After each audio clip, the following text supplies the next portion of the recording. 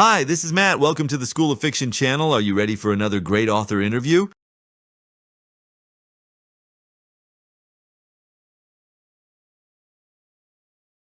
Hi there, I'm Eliot Parker, and you're listening to the School of Fiction channel. Elliot, I'm so glad to have you. I really like interviewing thriller writers, and we have, I think, a point of connection because you are a professor at University of Mississippi, and I am a graduate of University of Alabama, and both in the same field, which is creative writing. I don't know, I think I told you that, but if I didn't, I'm definitely looking forward to a little shop talk because I don't get to talk to other creative writing academics that often. But let's start here. You recently received an award for contributions to West Virginia literature, but of course you work at the University of Mississippi, so you have ties to both states. Tell us about that. Yeah, sure. It was a real honor. I was inducted back in April of this year to the West Virginia Literary Hall of Fame for outstanding contributions to West Virginia literature. I had lived in West Virginia up until 2018 when I took a faculty position at the University of Mississippi at Ole Miss. And prior to that, I had lived and worked in West Virginia my entire life. And so a few of my thriller novels are set in West Virginia. I've been writing about West Virginia for a long time and have been involved in the literary landscape slash creative space in West Virginia for a long time, for a number of years. I was president of West Virginia Writers, the West Virginia Writers Organization, which is the state's largest writing and literary organization.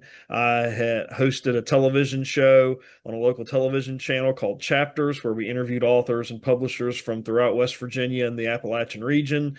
I did just a lot of different things involved in the literary arts landscape there in West Virginia for a number of years. So it was a real honor to be selected and to be inducted into the Hall of Fame with some other writers who I admire as people and as authors. And so it was a great experience, and I was very honored and very proud of that accomplishment. So you're a West Virginia person who's transplanted to Mississippi in the last few years. That's right. Okay, excellent. I was a Florida person who I spent 3 years in Alabama. So again, I think some overlap or some parallels in our lives. Okay, we're gonna go straight into it here. You have a thriller series with a character called Ronan McCullough, or you can tell me how to pronounce that. McCullough or McCullough, however you want to pronounce that. Okay. And here is the latest one, Double Crossed. So let's start by telling us about Ronan McCullough. Who is this protagonist? It's a man, right?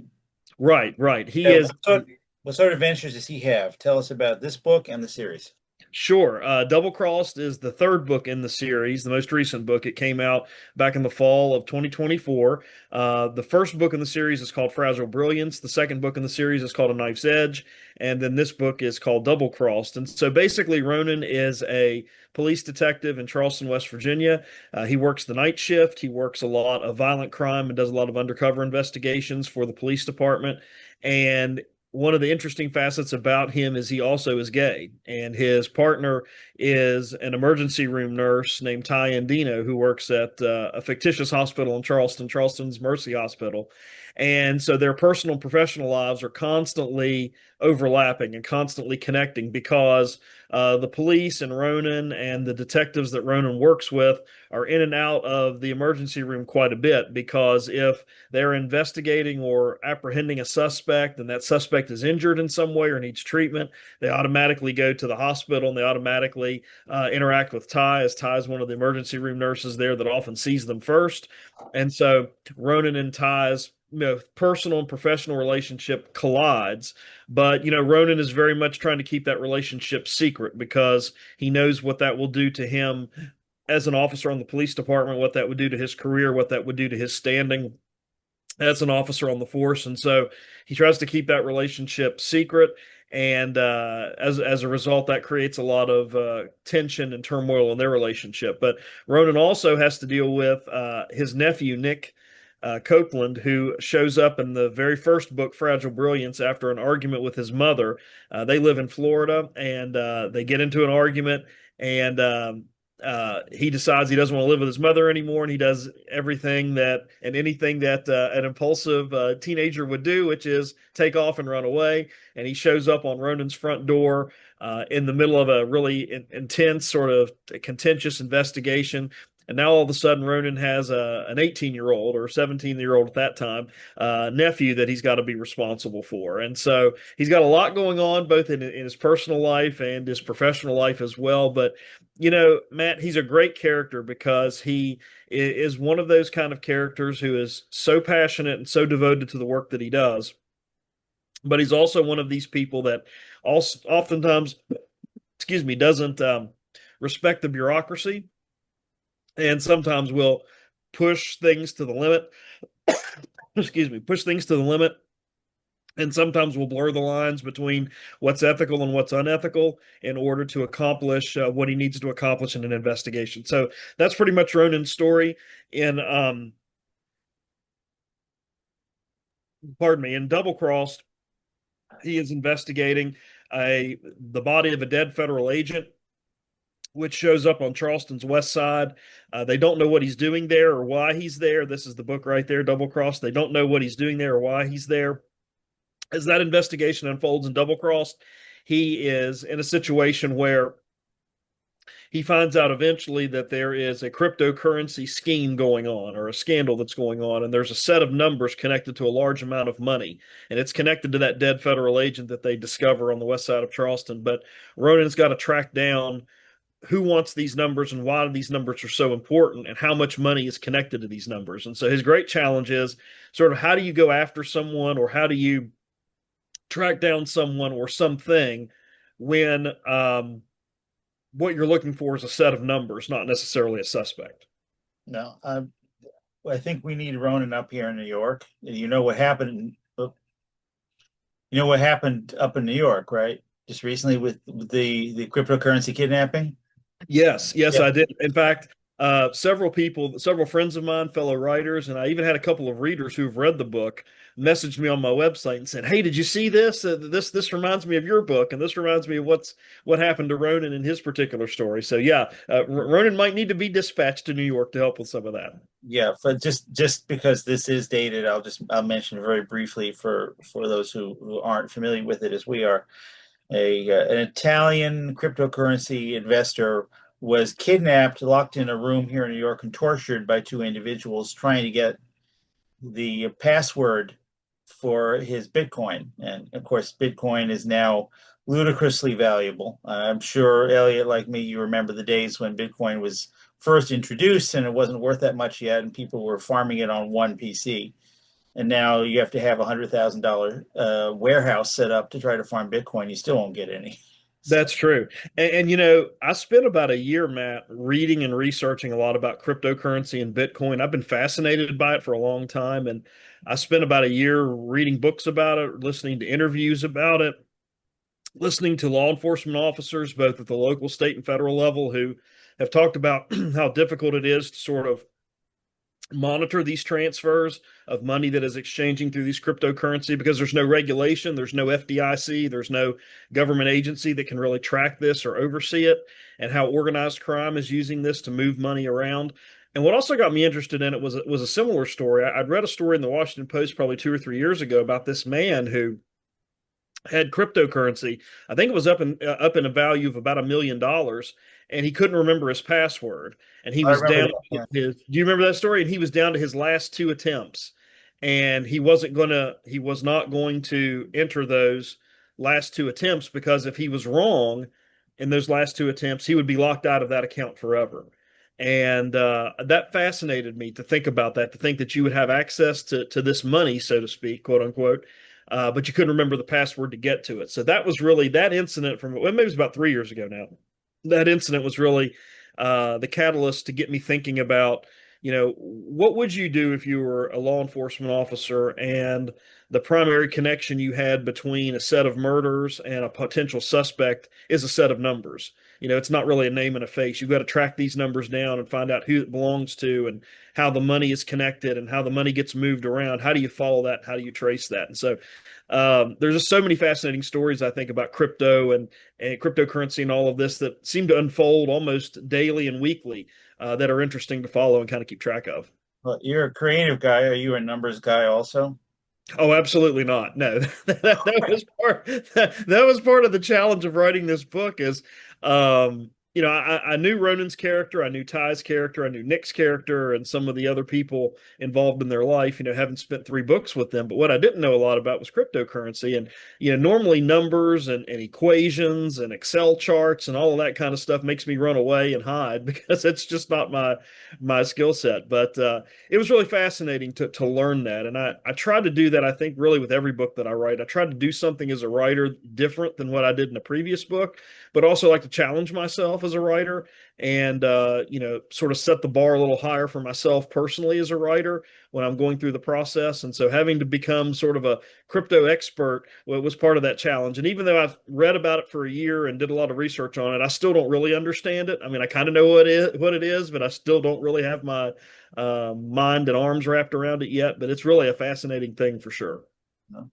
So clearly, this series has legs. Do you know how long you want to keep writing about Ronan and his team? That's a great question. I've got two more books in mind, sort of already roughly sketched out on paper of where I want the series to go. The ending of Double Crossed really kind of ends at a pivotal moment, not only for Ronan's career, but also for his relationship with Ty. And that's really going to kind of catapult the story and the reader into the last two books of the series. My plan was never to write about Ronan's character forever. I know there's a lot of great mystery writers and thriller writers that have characters that just go on for, 16, 17, 18 books. CJ Box is one as an example. He's got the Joe Pickett series, and I think he's up to like 17 or 18 books in Joe's story. I don't want to go that long with these characters, mainly because Ronan is of an age where he is going to eventually retire from the department and eventually going to have to, move on with that part of his life. So I definitely have two more books already sort of sketched out roughly, but I'm thinking probably at the end of three. So two more and then probably a last book that will tie up his story. That's where I think I'm going to end the story. But, I say that and then something may happen, at the end of book two or three and three more. And I may think, well, maybe he's got a little more legs. Maybe I want to do some more with him. But I'd always envisioned when I started the series that it would be, five or six books. I didn't want to write about him forever. I just felt like, logically in terms of telling a realistic story, even though it's fiction, he can't go on forever. He can't, be in doing the work that he does at the level that he does it at physically and emotionally and mentally forever. So I'd originally sketched out six books, and I'm on track for that for his series. Yeah. Well, I know what you mean, and I probably all didn't hear it here first, folks, but one of the more accomplished thriller writers of recent years, M.A. Cumley, has recently retired.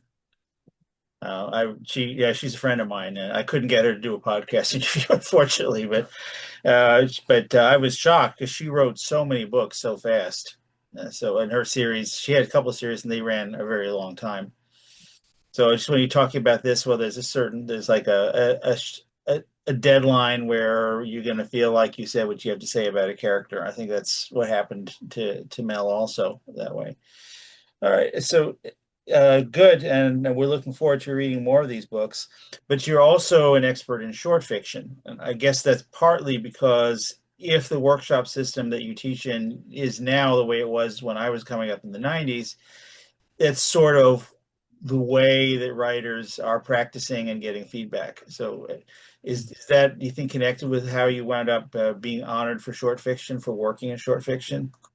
Yeah, I think so, Matt. I think, like you, we had very similar workshop experiences in our MFA programs. And I feel like as a writer, when I really got serious about writing and really tried to harness some of the skills and abilities necessary to write, you start with short stories. And I think there's a variety of reasons that you do and that we were sort of told to do in our MFA programs. But if you're a writer out there that really wants to get into writing, I think short stories are a great way to get involved because within this 7,000 to 10,000 word continuum, sometimes a little less, sometimes a little more, you have to tell a gripping and engaging story. And you have to tell a story that is really going to hook the reader right from the first page. You've got to get the reader invested in your protagonist really right from the first page and give them a story that is going to unfold at a pace that by the end of that 9,000th word or 95th, 100th, or 9,500th word or 10,000 word or whatever it is, has some kind of a conclusion or some kind of an ending. And so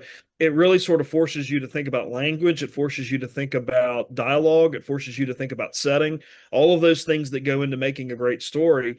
You have to have that, and you have to have that done, in a short time frame. So it was a great place for me to start. I've always been a reader of short stories. I'm so thankful and glad that short stories are making a comeback. I mean, I feel like, and I know you do too, Matt, that, 10 or 15 years ago, the only places you saw short story collections getting published were university presses and sometimes some small presses. But now we're seeing authors come out with short story collections in a variety of different mediums, and you're starting to see them, in the big box bookstores, and you're starting to see them on the front shelves of local independent bookstores again. And I think that's great. And I've always been a big short story reader. I feel like I learned how to write writing short stories, and I was just honored tremendously that my last short story collection, Table for Two, won the 2025 Eric Hoffer Award for short story anthology. And, I grew up reading a lot of Eric Hoffer books that won awards and were finalists. And I grew up always wondering, wow, what would it be like to win an Eric Hoffer Award as a writer? And I was just honored and thrilled that it was able to win that award. And I guess it was just May, so last month, May of 2025. So, yeah, big fan of short stories, love short stories. So glad to see them make a comeback. And I really feel like as a writer, that's where I kind of learned a lot of the techniques and abilities and talents and structures of writing, was writing those short stories first. I'm gonna throw this right out to you. This was my pet peeve in the 90s. So I was in graduate school for creative writing from 91 to 96. Okay. And at that time, essentially what you were supposed to do was write like Raymond Carver is edited by Gordon Lish. Do you think that that is 30 years later, it's still kind of like that? I think so. Yeah, I think so. I think, one of the things that's interesting, because I finished my MFA in 2011, 2010, yeah, 2011, yeah, 2011, 96 for me. Yeah. 96, yeah. So I think one of the things, yes, I think that's very much true. And I think oftentimes what you're seeing too, as we look at short stories, is you're seeing a lot of collaboration between writers on short stories. Where there's two and three writers that sometimes are working on a story, and so you get that written by, edited by, or written by, edited by, contributions made by maybe a third author. So I do think that is still very much a part of that. That's And I have not heard of that happening in short story market. I'm learning from you here. yeah, it's Published like becoming. that? What's that? Get published that way. Yeah, and to get published that way. And so you're not seeing it maybe in collections so much in terms of collections that you may find in a store, but you're seeing that more and more in literary journals and magazines and anthologies and things like that, where maybe an individual short story is being published in a collection of other short fiction. You're starting to see some of that as well. And so I think that's an interesting twist. And I think that also, to some degree, Matt, shows the staying power of short fiction, that there still is an interest in that. There's still a market for that. And there are still writers wanting to write in that genre, and that there's readers still wanting to read in that genre. So I think it's very encouraging as well that, the short story format and the short fiction format has not gone away, that it's still very much a part of the literary landscape. And I'm thrilled to see that. So, uh, I'm going to go to the technical part of this interview because I have been interviewed a number of thriller writers. And from each thriller writer, I want to get some ideas for new thriller writers or aspiring thriller writers. What are just some things that you would recommend for people in that position to be doing? I'm going to throw out some threads, and you can pick the threads that you feel most comfortable with. And I assume, as a professor, you're going to have a lot to say on each of these, but planning and structure, language use, characterization, plotting, or, anything else that comes to mind like that. So for the new thriller writer, uh, some tips, some starting points, anything that comes to mind that a new thriller writer could use. Well, for planning and structure, I would say the best way you can plan or structure a potential thriller story or novel is to read widely. And I know you've had other authors comment that and talk about that in your other interviews, that reading widely and reading a lot is really important. I think it's important to read in the mystery thriller genre, certainly, but I also think it's really important to read outside of those genres or of that particular genre, because you learn so much from different genres that you can incorporate into your mystery and thriller stories. For example, I think some of our best setting writers or writers of setting are fantasy science fiction writers. And I'm not a big science fiction fantasy reader, but if I want to see how an author creates a world, sometimes out of whole cloth, or creates a society or a culture or a language base or a set of cultural norms that impact the entire story or the entire book, I'll go and read a science fiction fantasy writer, because they have to do that as part of that genre. That is something that is really important for them. If I want to know what is it, what are the kind of the conversations that bring characters together or pull them apart, I'll read romance stories, because romance novels very much are about not only what is said between two characters, particularly if they're in a romantic relationship that either comes together late or falls apart, comes back together.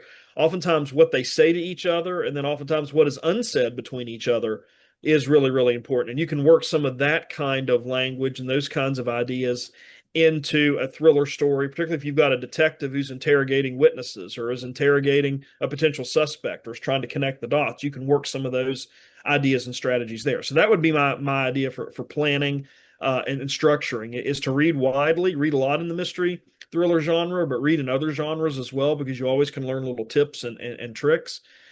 In terms of dialogue, I think this is something I struggle with a lot.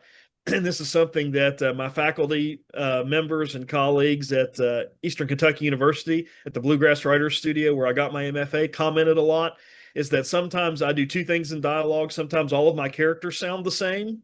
And then sometimes I have my characters doing what Julie Hensley called the soap opera conversation, where they're talking past each other. They're not really talking to each other. They're kind of talking past each other. And if you've watched a soap opera, or you know somebody in your life that watches soap operas, you know you'll have two characters talking about an issue. One knows more than the other, and instead of directly getting at the issue, they start talking around and past one another. So I do that a lot in my early drafts as a writer. That's one of my weaknesses. And so I would say, in terms of dialogue, try to think about your characters, give them enough idiosyncrasies to where they don't all speak the same. That doesn't necessarily mean you have to use non-standard English. But for example, Nick Copeland, who was in the Ronan McCullough series in Double Crossed, he speaks very differently to Ronan than Ronan does to him. And so I have to think about, okay, what is it? What would an 18 or a 19-year-old say if asked a question about this particular issue? And so Nick speaks, for example, in a lot of clipped short sentences, a lot of yeahs and ums and whatevers and those kinds of expressions, because that's how teenagers talk. So I would say that, try to make your characters sound differently. And also, when you have a character in a heated conversation or in an explosive set of dialogue with another character, have them talk to each other about what is going on. You can use nonverbal cues, and you can have them do a lot of different things that kind of convey maybe their dishonesty or their mistrust or their hiding of something, but don't have them during sort of the General Hospital Days of Our Lives, where they're talking past each other on a particular issue, because the reader's going to lose interest and they're going to get bored with that. You don't want to pull them out of that scene or pull them out of that dialogue that you're having between two characters. So I would say that about dialogue: try to have your characters sound differently, and don't have the General Hospital Days of Our Lives dialogue scenario. I think in terms of Info dump conversations, right? yeah, pretty much First info. season of Game of Thrones. Right, exactly. Or like, you see in soap operas all the time, a character, let's say there's an accidental pregnancy, and the woman who's pregnant's trying to tell the man that she thinks is the father of the child that she's pregnant, but she talks about all these other issues around it. Oh, I'm not feeling good today. I have a little bit of a fever, but I'm just feeling tired. Instead of telling him, well, the reason I'm tired is because I've got morning sickness or whatever it is. So yeah, those info dumps and those sort of talk arounds you want to watch out for. In terms of character, I would say, make your character interesting and engaging, to you as the writer, but also give them enough flaws to where they are someone that the reader can identify with. You don't want a superhuman protagonist that is just invincible and doesn't have flaws and doesn't make mistakes and doesn't do things that ordinary people will not do. You certainly want him to be a worthy character to follow throughout the entire story, the entire novel, but he needs to have warts, so to speak. He needs to have some blemishes in his personality and his behavior and the things that he's done either currently or in the past that impact him. So I would say have your character be that way. If you're writing an antagonist in a mystery or thriller, one of the great ways you can make that antagonist equal to the protagonist is make that antagonist someone who, no matter how bad they are, or no matter how evil they may seem, or diabolical they may seem, the reader can somewhat sympathize why they're doing what they're doing, even on some level. Even if the reader would say to themselves, boy, this person's just a diabolical, despicable person. On some level, they can say, but you know what? I know why they did what they did, or I know why they're targeting the protagonist the way that they are, because that is going to make your antagonist much more relatable, and that's also going to make your reader follow the antagonist and sort of follow his motivations and his reckoning throughout the entire story as well. So I think mysteries and thrillers, Matt, are so much fun to write, but they're really complex. And I think it's a hard genre to write because of these things we've been talking about. But I also think that mystery and thriller readers are extremely smart. Most mystery thriller readers I've talked to are very well read. They read all kinds of things all the time. And they can tell if you haven't sort of put your done your homework or put your attention into some of these things we've talked about it before you're writing and as you're writing and revising, and they'll pick up on these things and they'll notice these things, and they're more likely to close that book and set it down and not finish it. And as a mystery thriller writer, you don't want them to do that. You want to hook them from page one and get them all the way to page 230 or whatever it is, or page one to page 10. I, I've worked in a lot of the genres you mentioned, but I have never tried to write mystery thriller. I'm pretty sure that I wouldn't be at that level of mastery of the situation that you're referring to. Now, this is just because I've talked to some other writers about this.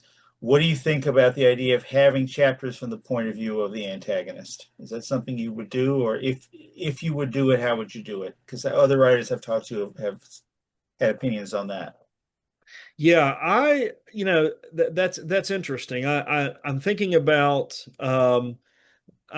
the book Jaws, for example, by Peter Benchley. This really isn't a mystery thriller, but Yeah. that is a book that in chapter one is told from the shark's perspective, who is the main antagonist of the story. So if you've seen the movie, Chrissy Watkins goes out into the ocean, in the middle of the night to take a swim or right before dawn. She goes out and swims, and then the shark pulls her under a couple of times and eventually, kills her. In chapter one of Benchley's book, that's told from the shark's perspective. You're like on the shark's shoulder, watching as he's circling this person in the water, and as he rises up to bite her foot and to bite her leg. You're there for all of it, and it's quite gory and graphic. I think that's a very powerful way to open a story. But I also think you have to really structure that well, and you really have to make sure that if you're going to have that antagonist in the first chapter do sort of the cataclysmic event that is going to, make them the antagonist for the rest of the story, that you do it in such a way that you still make the reader want to learn more about them, that they don't learn everything about the antagonist in that first chapter, so that you don't reveal all of their motivations, all of their desires in that first chapter, which is hard to do when you're establishing any character in that first chapter. You sometimes want to give the reader everything that's going on all at once. I think you need to be careful with that. I think, for me as a writer and for me as a reader, I think the best books that I've read and the most memorable thrillers that I have read have been ones where the antagonist wasn't featured at the beginning. Now, maybe there's alternating chapters where maybe there's a chapter told from the protagonist's perspective. There's a chapter taken from or written from the antagonist. Then we alternate back and forth. Steve Hamilton did this in one of his books, one of his last Alex Kenna books, which came out several years ago now. He's writing another series with another character named Nick Mason.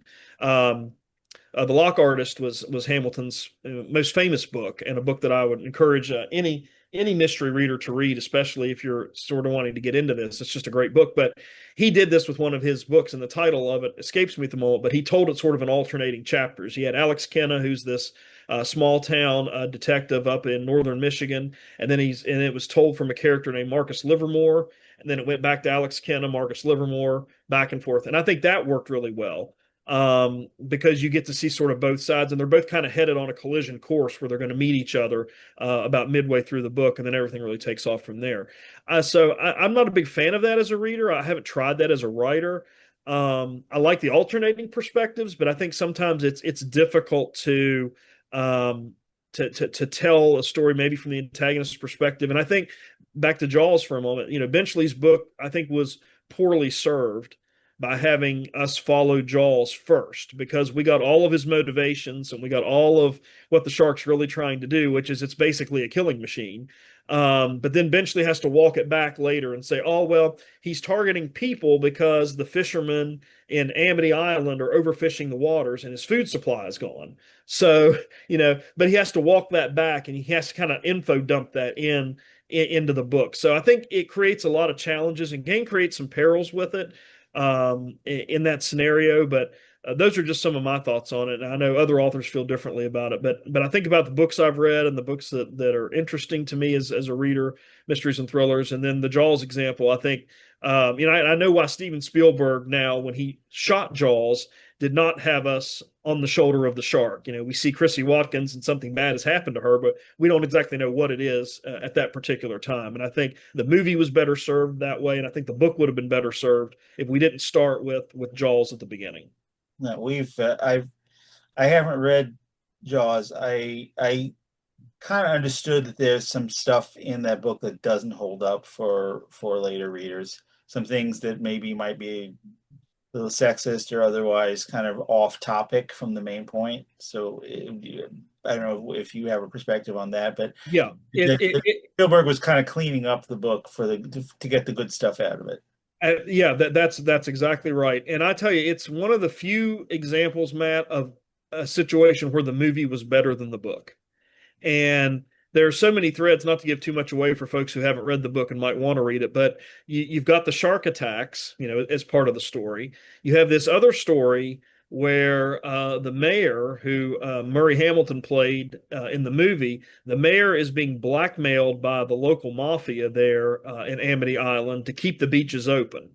Because one of the questions I've always had watching the movie is, well, why would this mayor knowingly and willingly let the beaches open and let all those people be, potential shark bait for this terrible shark, and seem almost sort of, like unhuman or almost a caricature of what a local politician would do. Well, the book explains that he's being blackmailed by the mob to keep the beaches open.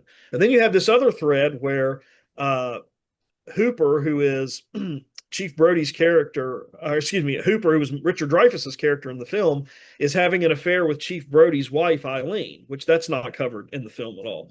And so the book's kind of a mess. It's just kind of, it's almost got 3 or 4 storylines kind of all going at the same time.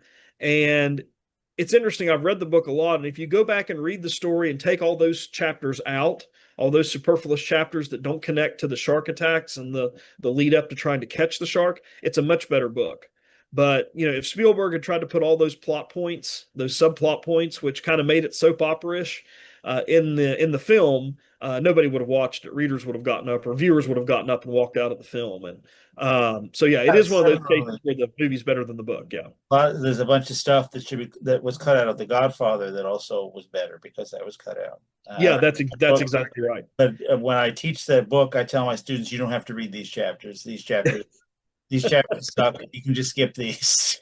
Yes, and I've taught Jaws a lot, in all levels of writing, with freshman writing and creative writing, and done workshops with Jaws. And it's amazing what people will say that haven't read the book. They go back and read the book, and they're like, "Oh my goodness, the movie was so much better. That the fact that this wasn't in there." And my students are flabbergasted. They're like, I can't believe that the book was actually worse than the movie. And I'm like, yes, this is one of those examples where the movie was really better than the book. And yeah, The Godfather is another example. Yeah, there are several chapters there you could just skip over in the book, and you're not missing much of the story. We're running out of the recording time. So as I always say, and I certainly mean it this time too, we have more to talk about. So I want to have you come back when next time you have a book coming out. And also going forward, at some point, I'm going to try to put together some multi-author roundtables. So we'd like to. I was just interviewing Steven Zimmer earlier. I know you know him. Yes. And we were discussing the possibility of having a roundtable about AI. So I'll go ahead and invite you to see if you want to be in that one when that happens. I would love to. I've got some interesting and strong opinions about that. So thank you for the invitation, and I'd love to be on. Thanks, Matt.